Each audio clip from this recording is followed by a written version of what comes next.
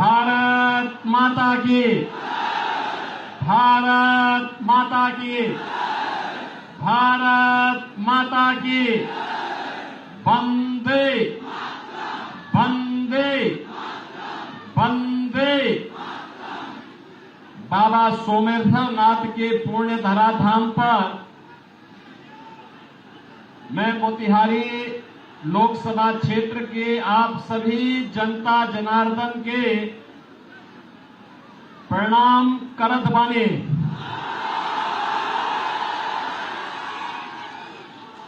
सदा नीरा नारायणी का आशीर्वाद आज सब पर बनल रहे। सत्याग्रह के संघर्ष भूमि माननीय प्रधानमंत्री श्री नरेंद्र मोदी के स्वच्छाग्रह के अभियान भूमि के नमन बा। जननायक भारत रत्न कर्पूरी ठाकुर को विनम्र श्रद्धांजलि।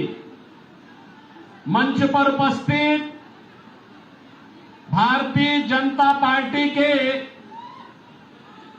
लोकप्रिय सांसद और फिर से लोकसभा क्षेत्र के प्रत्याशी पूर्व केंद्रीय मंत्री राष्ट्रीय उपाध्यक्ष श्री राधा मोहन सिंह जी, बिहार सरकार के मंत्री श्री कृष्ण नंदन पासवान जी, माननीय विधायकगण श्री सुनील मणि तिवारी जी, पवन जायसवाल जी, लोजपा के अध्यक्ष श्री राजू तिवारी जी, विधान पार्षद श्री महेश्वर सिंह जी, विधायक श्रीमती शालिनी मिश्रा जी, भाजपा के नेता श्री शंभू शाह जी, राजेंद्र गुप्ता जी, रतन पटेल जी, अनिल राय जी और भारी संख्या में उपस्थित लोकसभा क्षेत्र मोतिहारी के मेरे सभी उपस्थित बहनों और भाइयों,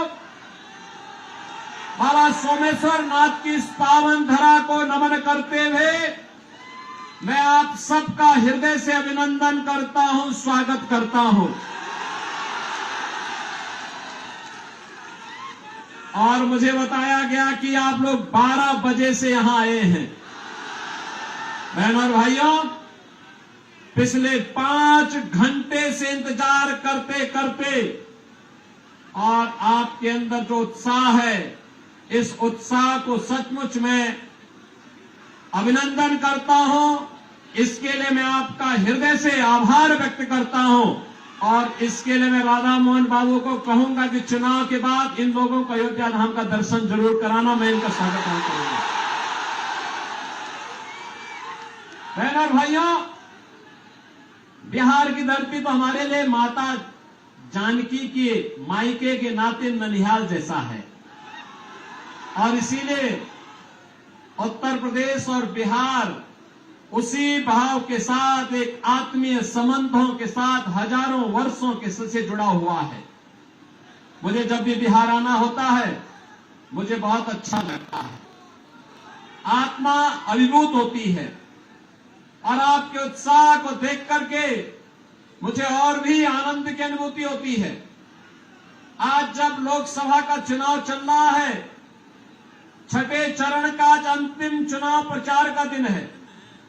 आज सुबह सुबह मुझे पहले पुरी जाना पड़ा, वहां से फिर एक और लोकसभा सीट पर जाने के बाद मैं यहां आ रहा था, हेलीकॉप्टर दूसरी सीट पर चला गया।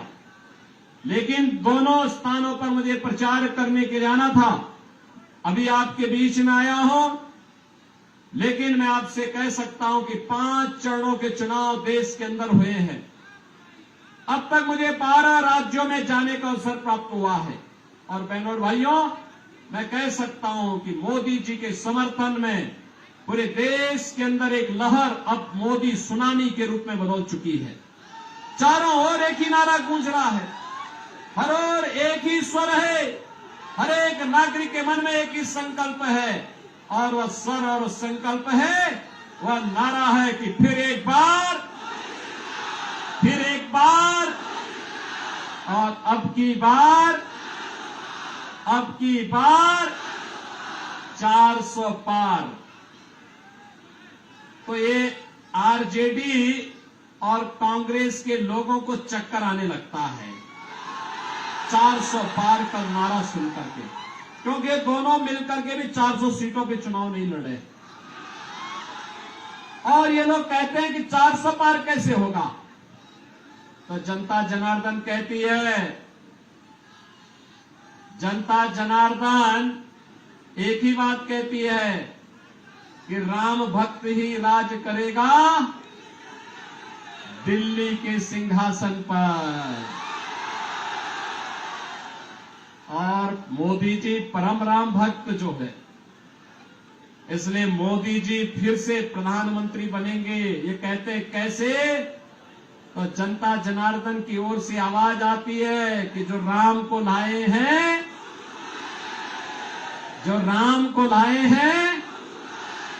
बहनों और भाइयों, मुझे एक बात बताइए, क्या ये कांग्रेस और आरजेडी के लोग अयोध्या धाम में मंदिर का निर्माण करा पाते क्या? अरे तो राम विरोधी हैं। और ये लोग राम विरोधी भी हैं, इनके कारनामे भारत विरोधी भी इनको ठहराता है। इनके कारनामे गरीब विरोधी भी इनको ठहराता है। इनके कारनामे ऐसे हैं कि यह देश की जनता जनार्दन के भी विरोधी हैं, बेटी और व्यापारी के भी विरोधी हैं। बहनों और भाइयों, आज जब मोदी जी के नेतृत्व में भारत की कायाकल्प हुई है, पूरा भारत एक नए भारत के रूप में दिख रहा है। पूरे भारत के अंदर अगर आप देखेंगे 4 लेन, 6 लेन, 12 लेन के हाईवे बन रहे हैं, एक्सप्रेस हाईवे बन रहे हैं, एयरपोर्ट बन रहे हैं, ट्रेन में अत्याधुनिक ट्रेन की सुविधा हो रही है, अत्याधुनिक ट्रेन की सुविधा आ रही है, वंदे भारत, अमृत भारत, नमो भारत के रूप में मेट्रो की सुविधा देश के अंदर अलग अलग सिटी में बढ़ती जा रही है। कहीं आईआईटी, कहीं आईआईएम, कहीं एम्स, कहीं पे 1 डिस्ट्रिक्ट 1 मेडिकल कॉलेज, कहीं पे ट्रिपल आईटी, कहीं पे एनआईटी, कहीं पे कृषि विश्वविद्यालय। और केंद्र में रह करके राधा मोहन बाबू ने तो यहां पे कृषि की आधुनिक तकनीक का एक केंद्र ही इस क्षेत्र को बनाने का काम किया है। बहनों और भाइयों, ये सभी काम विकास के, और दूसरी तरफ गरीब कल्याणकारी कार्य भी किस तेजी के साथ। याद करिए, कांग्रेस और आरजेडी के समय में, पहले तो कांग्रेस और आरजेडी का जो गठबंधन है, ये बिहार के लिए बड़ा अपशकुन है। बहनों और भाइयों, अपशकुन इसलिए है, जब इनकी सरकार रहती थी, जब ये लोग मिलते हैं तो मान के चलिए कि गुंडागिर्दी जरूर होगी, लूटपाट जरूर होगी। दूसरा, इनके समय में उपद्रव बहुत होते थे, राज चलना दूभर होता था, बिहार बदनाम हो चुका था और गरीब भूख से तड़पता था, गरीब स्वास्थ्य के उपचार के लिए उपचार में दम तोड़ देता था, किसान आत्महत्या करने के लिए मजबूर होता था, नौजवान प्लान करने के लिए मजबूर होता था, बेटी और व्यापारी दोनों सुरक्षित नहीं थी। लेकिन आज बिहार के अंदर जेडीयू और बीजेपी की सरकार और केंद्र में मोदी जी के नेतृत्व की एनडीए सरकार आने के बाद आज आप देख रहे होंगे, मोदी जी 80 करोड़ लोगों को फ्री में राशन की सुविधा का लाभ दे रहे हैं। 60 करोड़ लोगों को आयुष्मान भारत की 5 लाख रुपए की सुविधा दे रहे हैं। और मोदी जी ने घोषणा की है कि फिर एक बार मोदी सरकार जब 4 जून को बढ़ेगी तो 70 वर्ष से ऊपर के हर एक बुजुर्ग को 5 लाख रुपए की आयुष्मान भारत की सुविधा प्रतिवर्ष उपचार के लिए उपलब्ध करवाएंगे। बहनों और भाइयों, किसान को किसान सम्मान निधि, हर गरीब के घर में शौचालय, हर गरीब के घर में रसोई गैस का कनेक्शन। और मोदी जी ने घोषणा की है कि अभी 10 वर्ष में 4 करोड़ गरीबों के मकान बने हैं और अगले 5 वर्ष के अंदर बाकी जितने भी गरीब बचे होंगे, जिनके पास अपना मकान नहीं होगा या कच्चा मकान होगा, झोपड़ी होगी, उन सबको एक एक मकान उपलब्ध करवाने का काम करेंगे। बहनों और भाइयों, एक तरफ विकास और दूसरी तरफ अयोध्या में रामलला का मंदिर। याद करिए, जब अयोध्या में राम मंदिर का आंदोलन चल रहा था, ये जितने बुजुर्ग लोग हैं, अधेड़ उम्र के लोग हैं, ये उस समय जवान हुआ करते थे, तब नारा लगाया करते थे कि रामलला हम आएंगे, मंदिर वहीं बनाएंगे, रामलला हम आएंगे। बहनों और भाइयों, आप याद करिए, आज से 25 साल 30 साल पहले ये नारे लगते थे, ये नारे गूंजते थे, हर एक ओर गूंजते थे। तब कांग्रेस के लोग, आरजेडी के लोग कहते कभी नहीं पूरा कर पाएंगे, हंसते थे हम लोगों पे। आखिर आज अयोध्या में तो राम मंदिर बन गया ना, कोई संदेह है क्या? अयोध्या में राम मंदिर में कोई संदेह है क्या? अब तो बन गया है ना। कितने लोग आप में से अयोध्या गए इधर? 22 जनवरी के बाद कितने लोग गए हैं? मैं राधा मोहन बाबू से कहूंगा, इन लोगों को चुनाव के बाद एक बार अयोध्या अंदर दर्शन कराने के लिए अयोध्या धाम लेकर के आ जाएंगे। आज आप अयोध्या जाएंगे, आपको नई अयोध्या नजर आएगी, ऐसी अयोध्या नजर आएगी, लगता है साक्षात भगवान राम प्रकट होकर के अपनी कृपा बरसा रहे हो। और बहनों और भाइयों, ये तब संभव हो पाया है जब भारतीय जनता पार्टी की सरकार मोदी जी के नेतृत्व में काम कर रही है।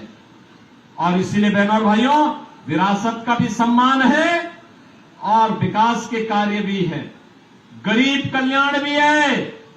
तो साथ साथ अब तो, पहले कांग्रेस और आरजेडी की सरकार के समय आतंकी वारदात होती थी, बड़ी बड़ी घटनाएं घटित होती थी, और आतंकवाद के मुद्दे को लेकर के जब हम लोग संसद में इस मुद्दे को उठाते थे, तो उस समय लोग क्या बोलते थे? कहते थे आतंकवादी तो सीमा पार के हैं। और आज मोदी जी के नेतृत्व में आतंकवाद का सफाया हो गया है।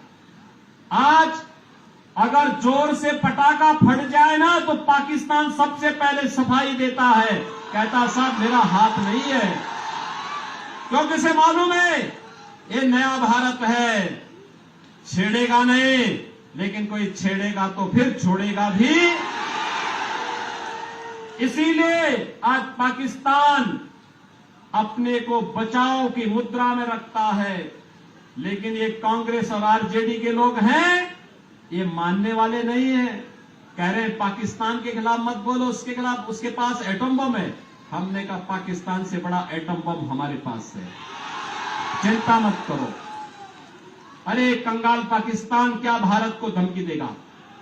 भारत 80 करोड़ लोगों को फ्री में राशन दे रहा है, और पाकिस्तान में कुल 23 करोड़ की आबादी भूखों मर रही है। और मैं तो कहूंगा, जो पाकिस्तान का राग अलापते हैं, वे कृपया पाकिस्तान चले जाएं, भारत पे बोझा मत बने।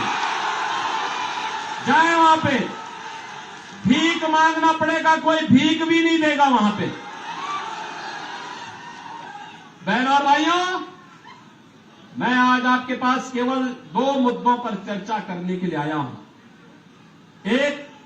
एक और मोदी जी के नेतृत्व में आत्मनिर्भर और विकसित भारत की बात हो रही है, और दूसरी तरफ कांग्रेस और आरजेडी की जो सरकार, जो लोग गठबंधन के लोग, इनका जो गठबंधन है, इंडी गठबंधन, इनके लोग सरकार बनाने के लिए भी जनता के बीच में अपने मैनिफेस्टो को लेकर के आए हैं।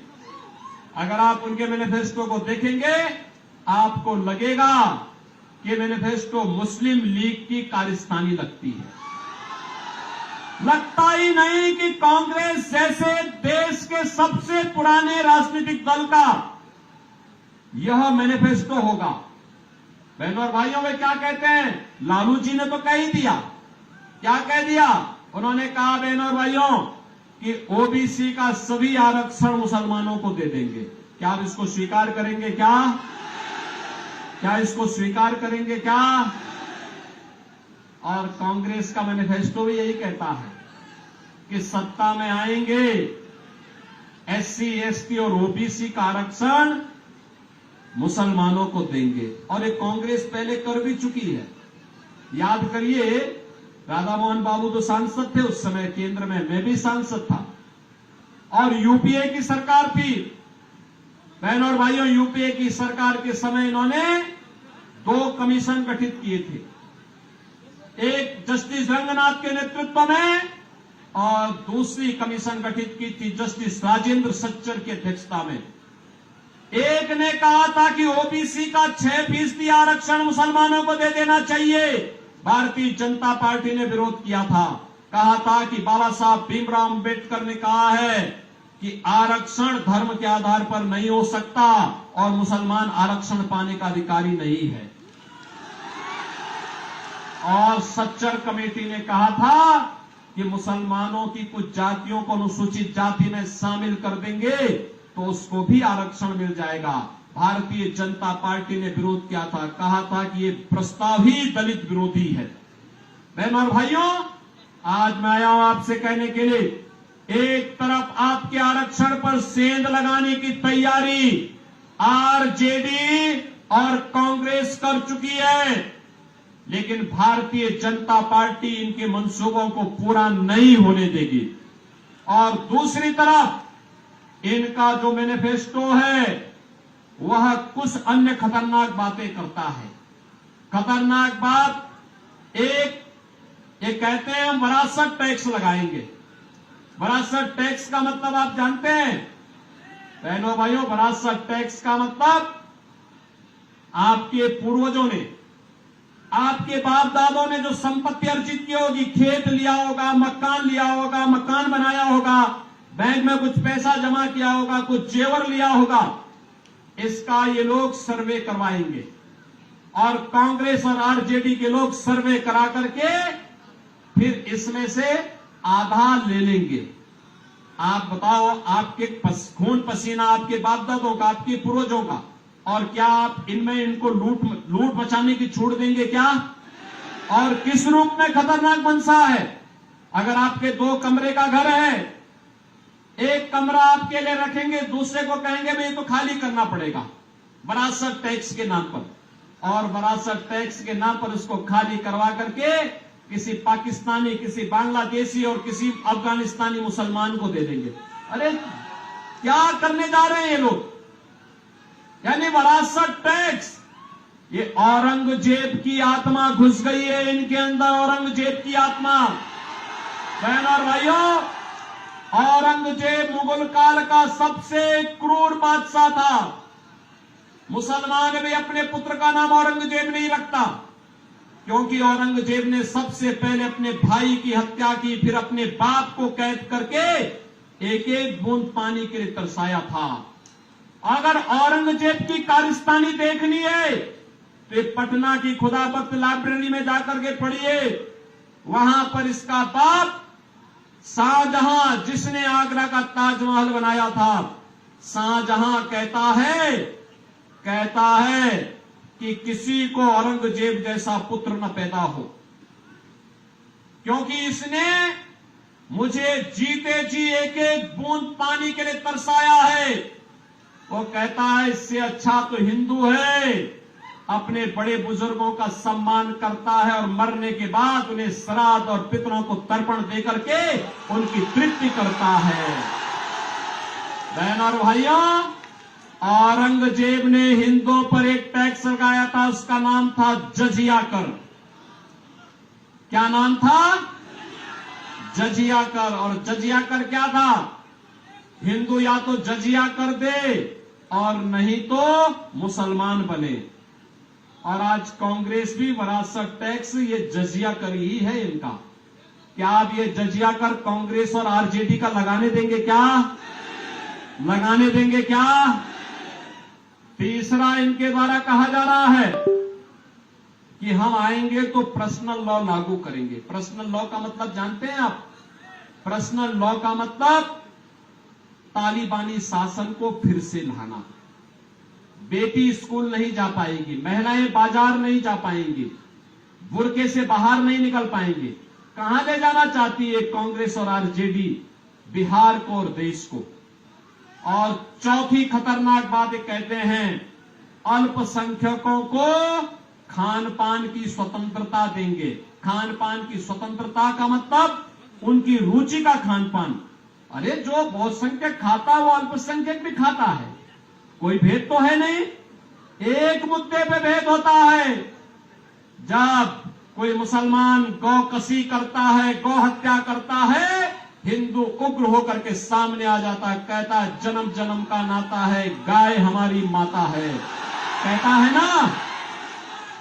और ये कहते हैं कि हम उनको अब गौ कसी करने की छूट देंगे। क्या आप देंगे क्या कांग्रेस को वोट? अरे राम जन्मभूमि का मंदिर बना के जो पुण्य अर्जित किया है, वह कांग्रेस और आरजेडी को वोट देकर के पाप में मत बदलना। बहनों और भाइयों, मैं यही कहने के लिए आज आपके पास आया हूं। इसीलिए मैं आज आपके पास आया हूं कहने के लिए, राधा मोहन बाबू जैसा सीधा सरल, राधा मोहन बाबू जैसा सीधा सरल लेकिन आपकी जनता के लिए समर्पित व्यक्ति जिस भाव के साथ कार्य कर रहा है, वैसा राजनेता मिलना अत्यंत दुर्लभ है, दुर्लभ।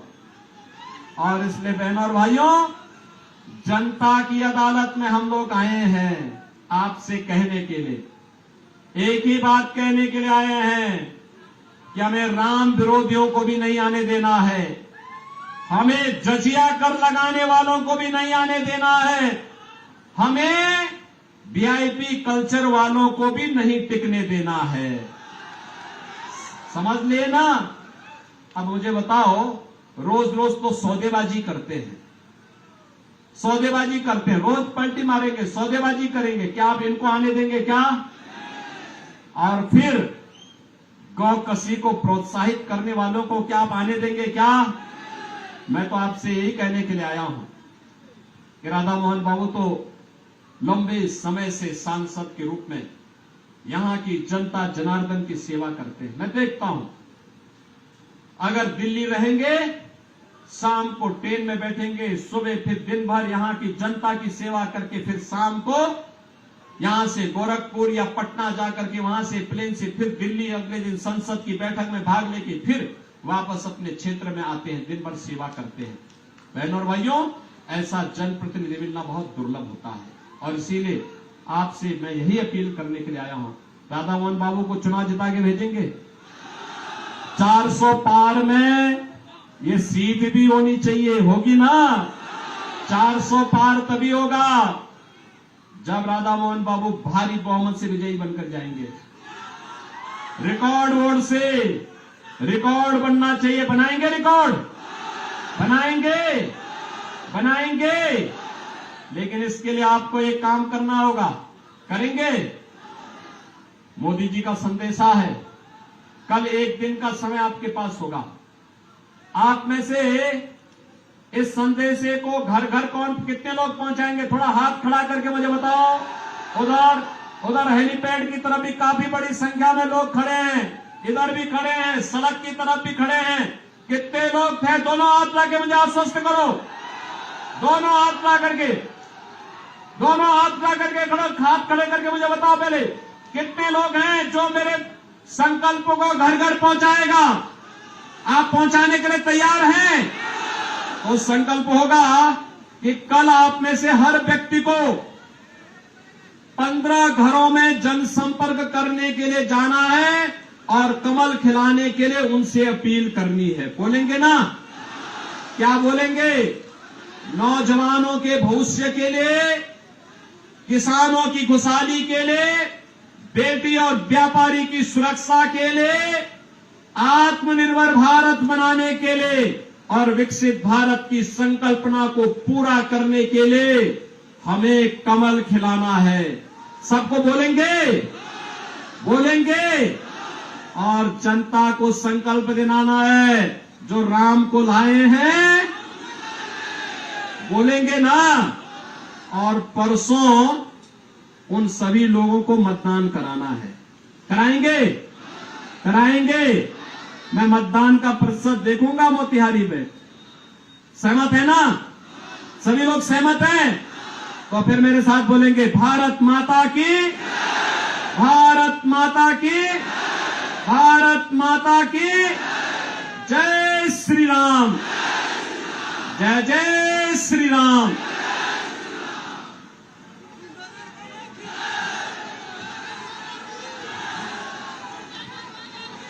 भारत माता की।